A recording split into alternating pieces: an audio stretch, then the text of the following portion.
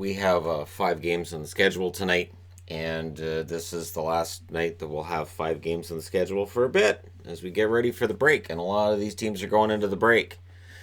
So we'll see how these teams play their way into the break and which ones we come out of tonight going, they could probably use the break, and which ones we say this break's at the absolute worst time. That being said, let's go ahead and jump right into it. We've got Boston at home against Vegas. Yes, Boston, 28, 10, and 12 at home.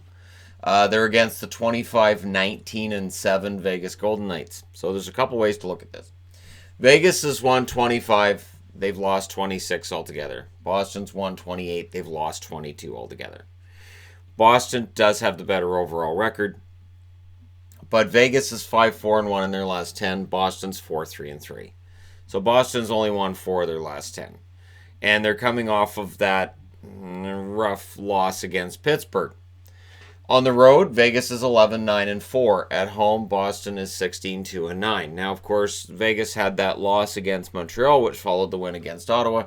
Now they're in against Boston. We'll see how things turn out. I do get the feeling that Vegas could very well win this one. And again, I'm waiting on this big game from Boston. I'm waiting on like a 5-0 win, 6-1 win kind of thing, a really dominant. And it feels like when they start getting that way, then a game like the Pittsburgh one shows up and you go, I don't know what these guys are right now. So the break's coming along at a good time, I think, for Boston as well. Now, Vegas, their leading scorer is Pacioretty with 21 goals, 26 assists. And I don't think we're talking a lot about Max Pacioretty when it comes to the Vegas Golden Knights. And we probably should be. Smith, 20 goals, 19 assists. Riley Smith's having a very good season as well. Shea Theodore, 6 goals, 25 assists. Cody Glass, 5 goals, 7 assists. Hasn't played every game, but I think Cody Glass is going to end up being their number 3 center. Eakin's only played 30 games. He's got 3 goals, 4 assists. As I mentioned in the Pacific video I did yesterday, probably the guy who's going to be on his way out the door. I would imagine they start Fleury tonight at this time that I'm recording this. I haven't seen confirmation of that. He's 19, 11, and 4 with a 906 save percentage. Subban's 6, 7, and 3 with an 898 save percentage. He'd be the backup. On the Boston side of things, their leading scorer is Marchand. Well, no, he's not the leading scorer. He's their second leading scorer, Marchand. 21 goals, 44 assists, 65 points. And he's the answer to the question as to why Pastrnak wouldn't get a lot of votes for Hart Trophy. And I personally, watching all the Bruins games I do, I think Marchand's more the heart and soul of the team. And I understand that people don't like him.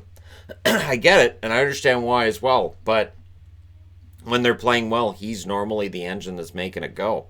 Bergeron, 41 games played, 21 goals, 20 assists, 41 points. DeBrusk, 14 goals, 14 assists for him. He's been playing pretty well lately. Carlo, 4 goals and 11 assists. I think he's done relatively well. Nordstrom, good on the fourth line, 4 goals and 2 assists. Halak will be the starter while Rask is concussed. Here's to hoping Rask isn't out for too long with that. He's 17, 4, and 6 with a 925 save percentage. Halak, 11, 6, and 6 with a 918 save percentage. And there were a couple of goals against Pittsburgh that you're thinking if that was Halak, maybe he would have stopped it. But that being said, let's go ahead and move along to the Battle of New York. So, as you can see, I'm wearing Islanders gear. Islanders are on the road. They're in against the Rangers. It's going to be an interesting one. Again, we got 3 games starting at 4 o'clock Pacific, 7 o'clock Eastern. 1 at 4:30 Pacific, 7:30 Eastern. And then on the board behind this is one that starts at 8:30 Pacific, or 8:30 Eastern, 5:30 Pacific. So, again, hockey will be over relatively quick tonight, and I'll be able to do the review relatively early, and that trend will continue. Now, for the Islanders, they're 28, 15, and 5 overall. The New York Rangers are 23, 20, and 4, and the Rangers are clawing and trying to stay in this race for as long as they can. Over their last 10, the Islanders, 3, 5, and 2. They have been dropping back, and dropping back badly. So I'm thinking it's got to turn around at some point. And for the Rangers, they're 5 and 5 over their last 10. They've won both games they've played against the Islanders this year, so I think the Islanders are due for one. On the road, the Islanders are solid. They're 13, 8, and 2. At home, the Rangers are better at home than they are on the road. They're 13, 9, and 2. So this bodes well for both teams. This should be a really competitive, really close game. Barzal, 17 goals, 23 assists, 40 points. Playing for the Islanders. Pretty good totals for him. Josh Bailey seems to be getting it going. He, at the very least, is getting a lot of shots and opportunities lately. 10 goals, 17 assists, 27 points. Pulock, 7 goals, 16 assists. Without Pulock, it definitely makes a difference to his game. But he does have 23 points. Nick Leddy, 3 goals, 15 assists. And Tom Kuhnhackl, 3 goals, 3 assists. It's just fun to say Kuhnhackl. Be honest, right? Goaltenders, there hasn't been any confirmation. But it's funny. They've recently, or I'd say over the last month, it's been one's playing well and the other one isn't. Varlamov's 15-8-4 with a .915 save percentage. Greiss is 13-7-1 with a .923 save percentage. And it feels like it's not that long ago that Varlamov had the better save percentage. So they seem to be, again, alternating which one's playing really well. On the New York Rangers side of things, Strome, 12 goals, 30 assists, 42 points. He does stand out as a player that is having a pretty good season statistically. Zibanejad, in 34 games played, 18 goals, 19 assists, 37 points. He is having a solid season. Of course, it was interrupted by injury, and we could speculate about how many more points he would have had if not for that injury. Trouba, 7 goals, 16 assists. Fast, 8 goals, 13 assists. And Smith, 3 goals and 3 assists, playing both forward and defense. That's a throwback right there. Georgiev will start tonight because, of course, why not? 12-9-1 with a .913 save percentage. Lundqvist 9-10-3 at .907 save percentage. Shesterkin is now 2-1 with a .929 save percentage. Lundqvist is clearly the number 3 guy at this stage. I don't know. It's weird. Georgiev, you've got to think they're showcasing him, and yet he's playing pretty well, so there's that whole biting off your nose to spite your face thing, too. It'll be interesting to see what they do with their goaltending. Likely after the break, but maybe during the break. Maybe they make that move during the All-Star break.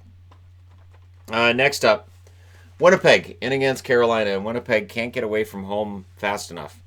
They are not great at home. They're fantastic on the road for the most part, though. But Winnipeg at home, not so great. 25-20-4 is their overall record. They're in against Carolina, who are 28-18-3. And Carolina, not as secure with a playoff spot as they were because of Columbus.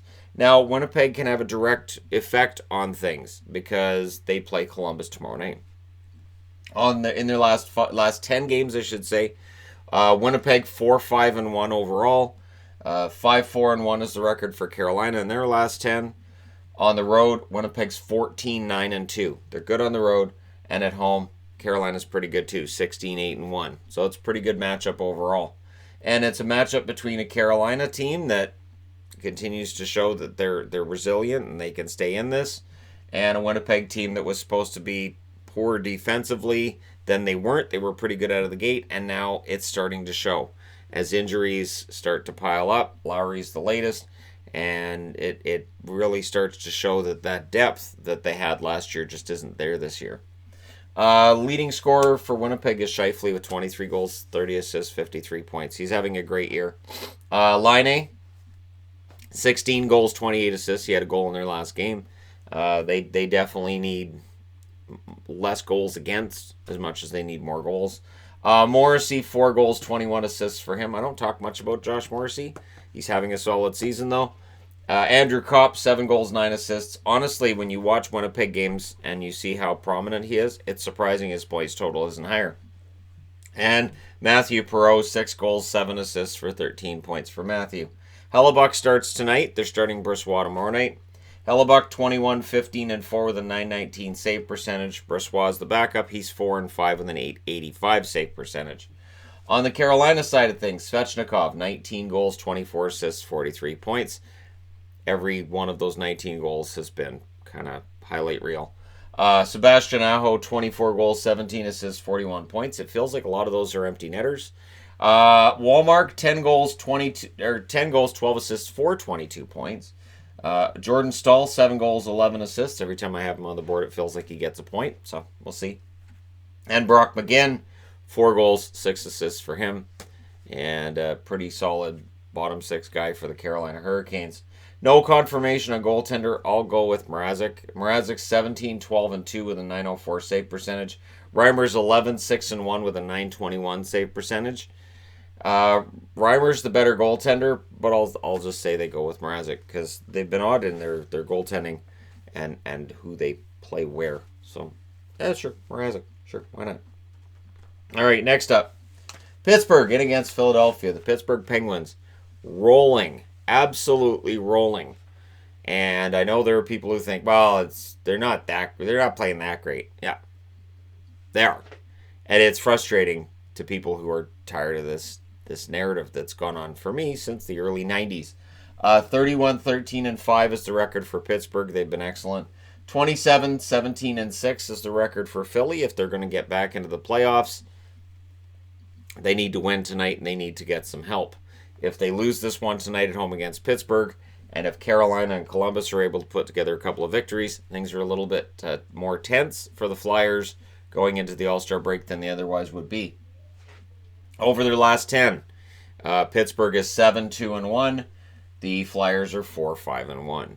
The Flyers beat good teams. That bodes well for this game tonight. They don't beat the poor teams that they should. That's been their issue over the last month. 13-8-2 is the road record for Pittsburgh at home. Philadelphia's excellent, 16-4-4. So that should be in Philly's favor as well. And they know the Pittsburgh Penguins relatively well. Now, scoring. Brian Rust, to talk about the season he's had. 35 games played, 21 goals, 22 assists, 43 points. I have always been a large supporter of Brian Rust. McCann, 14 goals, 14 assists. Sidney Crosby, 21 games played, 8 goals, 17 assists for 25 points for him. Pretty good player, that Sidney Crosby. I'm not sure if you've heard of him. Hornquist, 11 goals, 8 assists, and Teddy Bluger, 7 goals and 10 helpers. Has really developed a nice scoring touch, and I'm quite happy with Bluger's progression. Jari will start tonight. He's 16-7-1 with a .929 save percentage. Murray, the backup, 15-6-4 now with a .900 save percentage. So he has a .900 save percentage, just like everybody else on the board, other than Subban. Yeah, everybody except Subban and Brossoit. So it's getting better for Murray. On the Philadelphia side of things, Couturier, 13 goals, 29 assists. He is their engine. Claude Giroux, 13 goals, 21 assists for him. Farabee, 5 goals, 9 assists. Myers, 3 goals and 11 assists, and an amazing plus-minus for Philippe Myers as well. Bitlik, 4 goals and 7 assists for him. In net, they haven't had any confirmation yet. I'll say Carter Hart, because why not? Got to introduce him to the Pittsburgh Penguins and this whole feud as soon as possible. 15-11-3, .905 save percentage. Elliott's 11-5-3 with a .901 save percentage. Or no, it wouldn't be Hart because Hart's injured. That's crazy. It's Elliott, right? Lyon, 0-1 with a .900 save percentage. I'll figure it out. It'll get there. So yeah, with Hart out, it'll be Elliott tonight, which I don't think is a negative. I think Elliott's played pretty darn well this year. I know the save percentage is a .04 difference between Elliott and Hart, but really, honestly, on any given night, one could be as good as the other. And yeah, it's Pittsburgh, so there shouldn't be any trouble for the Flyers in getting up for this game in the Battle of Pennsylvania. That being said, I need to change boards. Joel Quenneville. Joel Quenneville returns tonight to Chicago for the first time coaching another team since he left. And of course, this is a big game for both teams. And Joel Quenneville being involved in this is kind of a nice aside, but really, in all honesty, Florida, after an emotional win last night, at the very least a last-second win last night, now they go in against Chicago. Don't get down against these Blackhawks like you did against Minnesota, or you're in trouble. Florida's 27-16-5. They've won 5 in a row. They're 7-3 in their last 10. On the road, they're 11-8-3. On the Chicago front, they're 24-20-6 overall. They've also won their last 5, I believe. They're 7-3 in their last 10. Let's go. 12-11-3 at home. This could very well be the best game we see tonight. Although Vegas and Boston may be a great game too. It'll be 2-0 Boston, 3-0 Boston, and then all of a sudden it's 5-3 Vegas. What happened? Anyways, scoring leaders for Florida. Well, I didn't do scoring leaders today. I'm just used to saying that. Huberdeau is their leader though with 18 goals, 46 assists, 64 points. He continues this amazing run. Trocheck, 7 goals and 21 assists. He had a goal last night.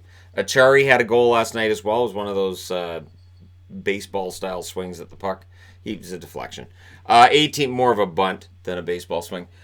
18 goals, 3 assists, 21 points. So Achari is the ultimate Cy Young in that he has more goals than assists, and it's an amazingly large total of goals compared to a minuscule number of assists. Yeah, I don't know how you negotiate that contract then, because the GM's going to come in and go, well, yeah, but you got 25, 26 points. Yeah, but 20 of them are goals. All right. Pesek, 4 goals, 6 assists. He had a helper last night. And Malgin with 4 goals and 6 assists. On the goaltending front, no confirmation yet. I would think Bobrovsky, again, although they could go with Montembeault. I'm pretty sure Drieger's still out.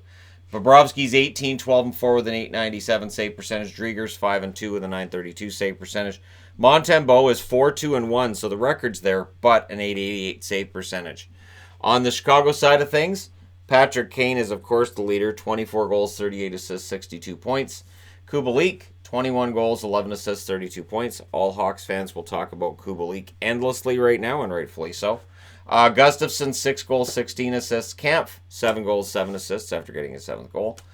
Smith, 4 goals, 7 assists. This feels like a game where Zach Smith's suddenly going to get a couple of points again. No confirmation of goaltender. Leonard is 15, 7, and 4 with a 924 save percentage. I would think you go with him. Crawford's 9, 13, and 2 with a 910 save percentage. Crawford's been good lately, so it doesn't really matter who Chicago goes with. It's going to be quite the battle tonight. So there you go. You guys are all ready for the last 5 games. The last kind of busy day we're going to see until after the break.